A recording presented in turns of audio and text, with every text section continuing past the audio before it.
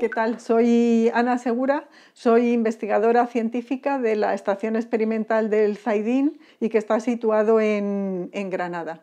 Hoy os voy a hablar un poco de los temas de trabajo en los que realizamos y llevamos a cabo en el laboratorio dentro del grupo de microbiología ambiental y biodegradación. Os voy a contar un poco la línea de investigación que seguimos en el laboratorio, que va sobre el estudio de cómo contribuyen las bacterias a la eliminación del contaminante. Esta línea de investigación se enmarca dentro de un concepto general que es el desarrollo sostenible. Este desarrollo sostenible es el que satisface las necesidades presentes sin comprometer las necesidades futuras, y este desarrollo se debe de llevar a cabo en todos los países y, a ser posible, en todos por igual. Este desarrollo sostenible es una idea de 1987 que está desarrollada en este documento de nuestro futuro común y a lo largo de los años ha ido calando tanto en la sociedad como en los políticos, de manera que ya hay un reconocimiento claro de la relación que existe entre el crecimiento económico y el medio ambiente. Este desarrollo sostenible parte de la idea de que hay que mantener en el tiempo el patrimonio total, y dentro del patrimonio total está incluido este patrimonio natural. El medio ambiente además es una forma de capital natural, es decir, es una forma de producción y tiene consecuencias económicas. Por tanto, su deterioro equivale a reducir el capital con las consecuencias que tiene en este desarrollo económico. Todo este desarrollo sostenible se ha plasmado en el 2015, se plasmó en lo que se llama la Agenda 2030, de la que todos probablemente habréis oído hablar. Sabéis que los políticos llevan muchas veces un pin aquí con los colorines del desarrollo sostenible, y esto se basa en tres dimensiones fundamentales, que son una dimensión económica, una dimensión social y además una dimensión ambiental. Los objetivos o el objetivo final que pretende es erradicar la pobreza y el hambre y procurar que todos los seres humanos realicen todo su potencial con dignidad e igualdad en un ambiente saludable. Todo ello mediante la gestión sostenible de los recursos naturales. Estos 17 objetivos, que podemos pensar que son cosas de políticos y de instituciones políticas, también dependen de cada uno de nosotros. Y nosotros desde el laboratorio, por ejemplo, contribuimos al objetivo del medio ambiente limpio, de la vida submarina, incluso salud y bienestar, porque la contaminación, como sabéis, afecta finalmente la salud de los ciudadanos. Sin embargo, todos nosotros podemos hacer algo y todos tenemos que contribuir con estos objetivos. Entrando un poco en el tema que nos ocupa, nosotros trabajamos en problemas de contaminación y en ver, como os he dicho antes, cómo las bacterias pueden contribuir a eliminar esta contaminación.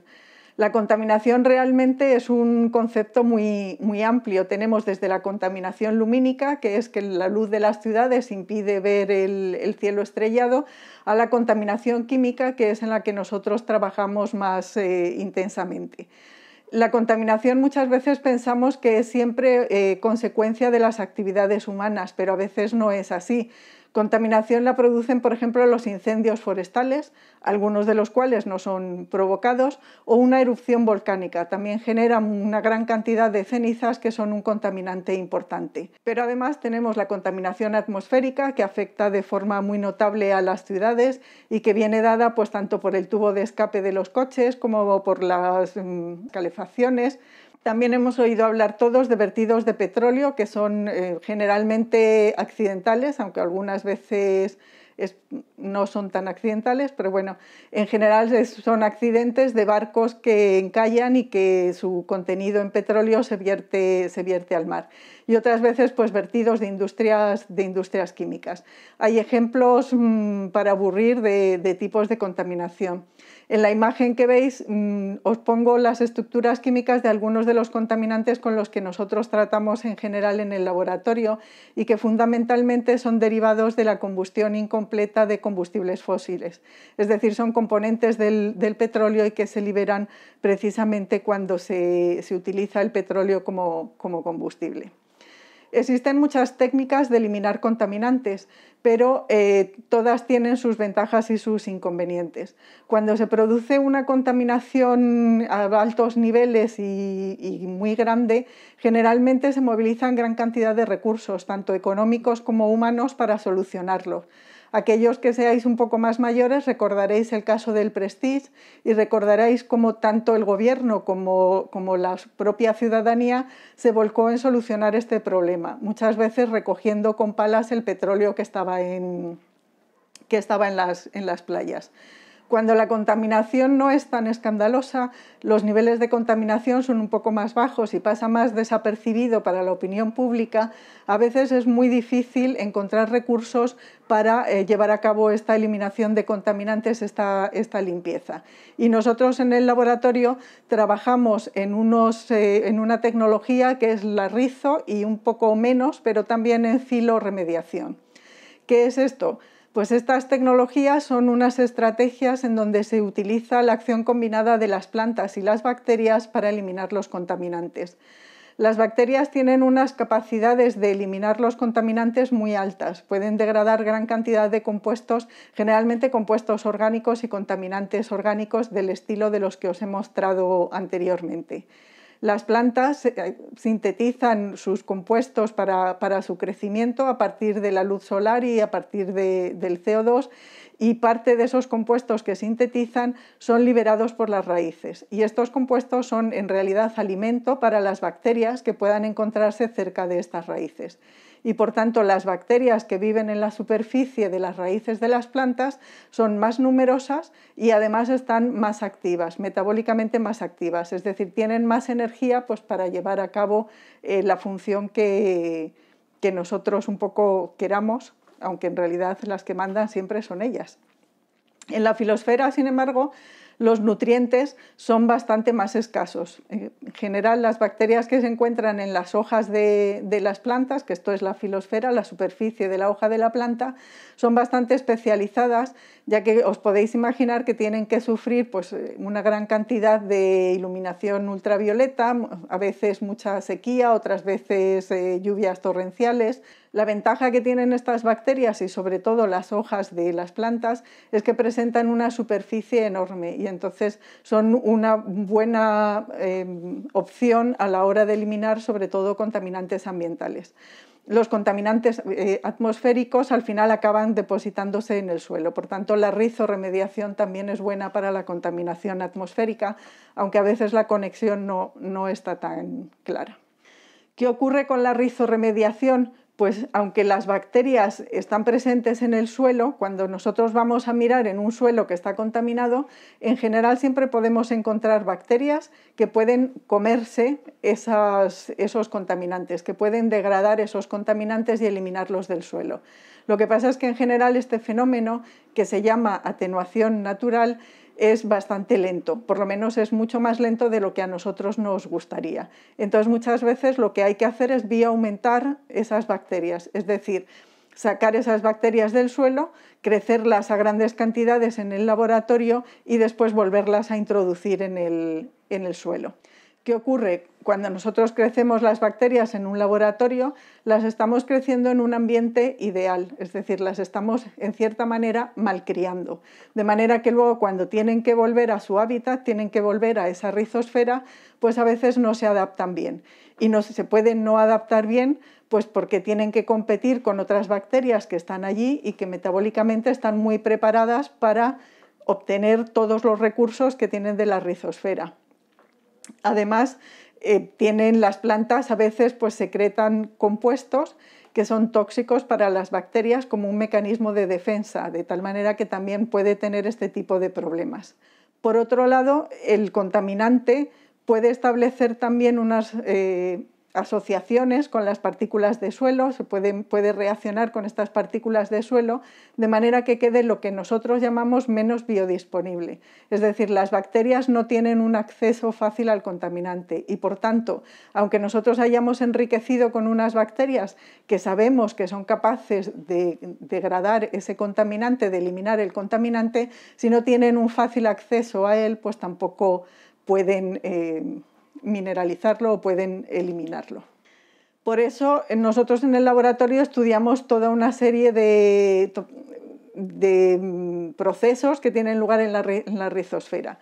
Entonces estudiamos un poco cómo perciben las bacterias al contaminante, es decir, si las bacterias pueden acercarse al contaminante en un proceso que llamamos quimotaxis, si los genes que producen las proteínas que son capaces de degradar estas contaminantes se están expresando o no en la rizosfera, porque al final tenemos que tener en cuenta una cosa. Nosotros a veces podemos tener de cena pizza o espinacas. Entonces, obviamente la inmensa mayoría va a elegir cenar pizza mejor que espinacas.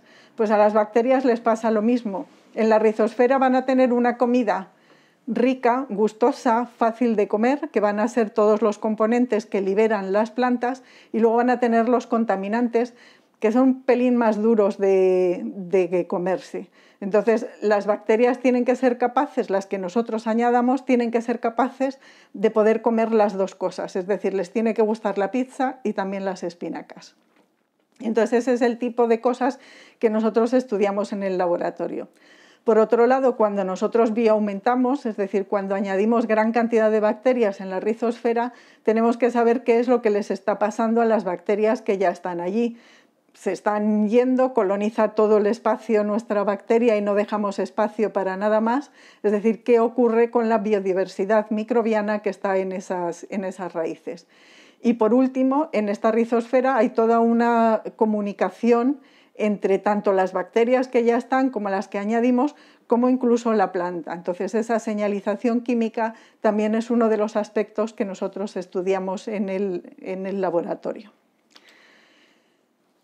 El que la bacteria sea capaz de degradar el contaminante en general favorece el crecimiento de las plantas. Y en la foto que os muestro aquí vemos como plantas, en este caso de trébol, que crecen en presencia de un contaminante concreto que es el fenantreno, que usamos como compuesto modelo en el laboratorio.